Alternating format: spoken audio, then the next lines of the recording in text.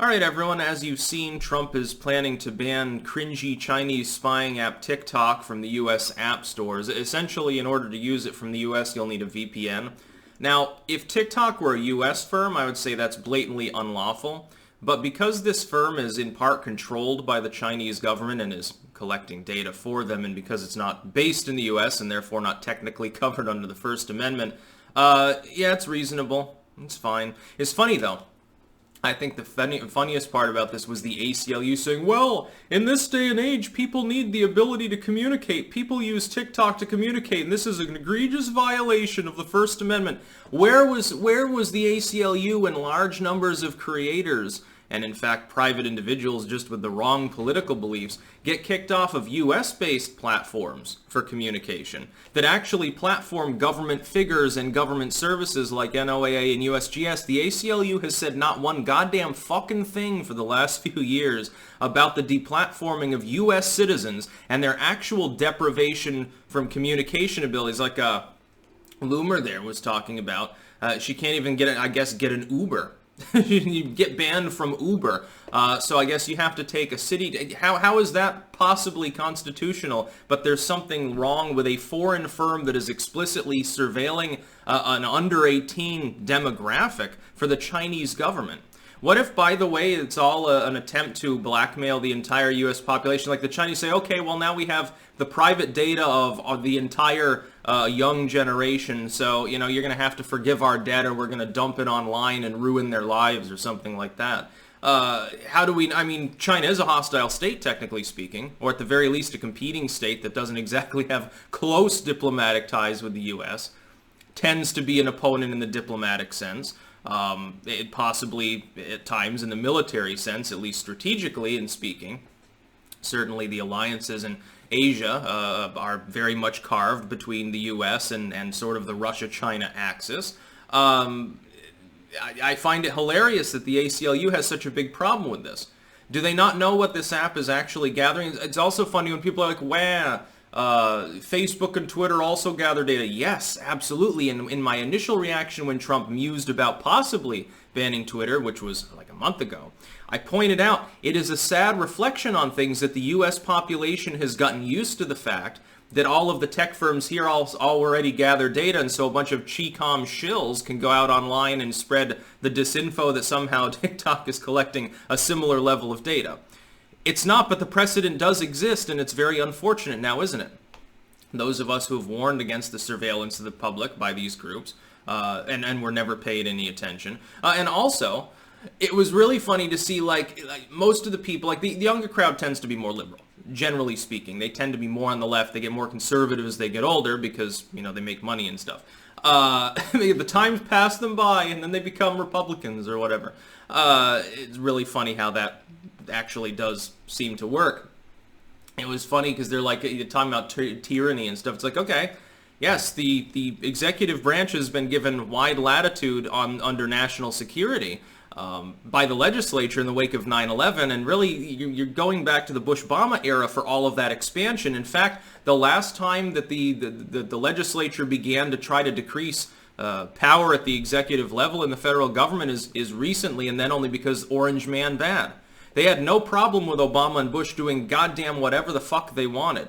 They never wanted to question Bush because then they were unpatriotic. They never wanted to question Obama because then they were racist.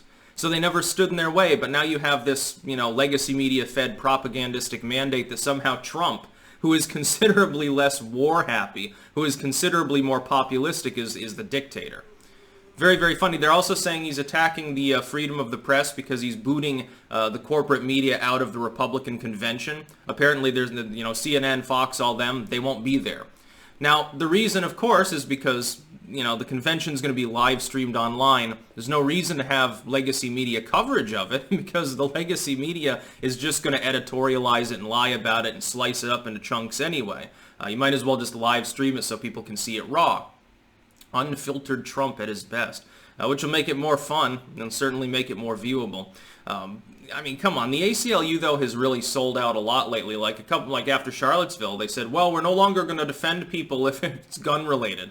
So, in other words, an entire constitutional amendment they won't defend. They explicitly stated that they wouldn't bother to defend anyone. So if you defend yourself and you're being brought in on charges despite being a clear-cut victim in the scenario, the ACLU doesn't want to defend you.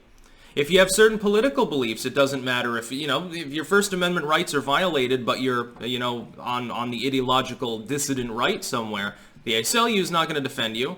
I gave examples on their tweet, link in the description, archived of course. Where was their ire when Lauren Southern was banned off Patreon? When Milo got kicked off Twitter? When Gavin got deplatformed? When InfoWars got disappeared off the mainline net? None of these people did anything illegal. None of these people did anything terroristic.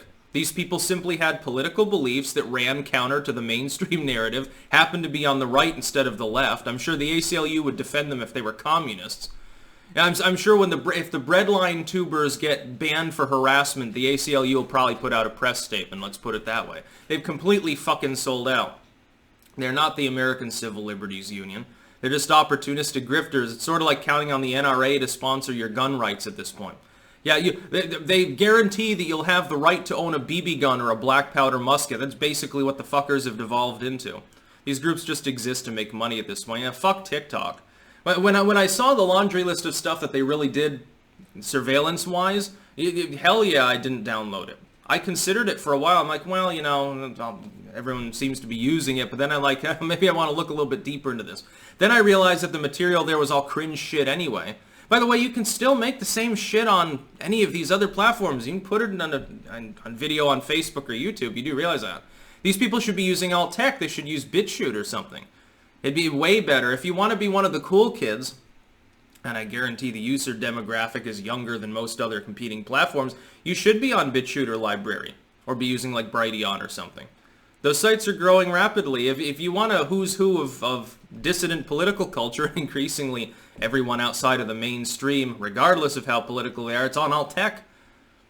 It's on in Minds Video or something. It's not on YouTube. It's not on Twitter and Facebook, and it's certainly not going to be on TikTok, where the Chinese government will ban you for talking about organ harvesting or Tiananmen Square.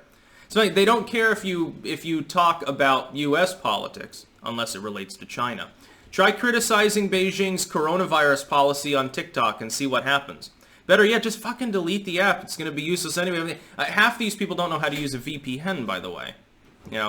Just putting it that way, this is going to dry up, some tens of millions of users. India already banned them too. TikTok's going to become just basically a Chinese platform, and occasionally they'll be able to spy on people in the West. It'll be really funny. It's amazing because, of course, people in China never, by the way, interact with the internet at large through those same processes. It's funny, people are trying to compare it to, again, the data gathering of like the U.S. sites. There are at least some laws in the United States that require certain security and certain stringency with that data gathering.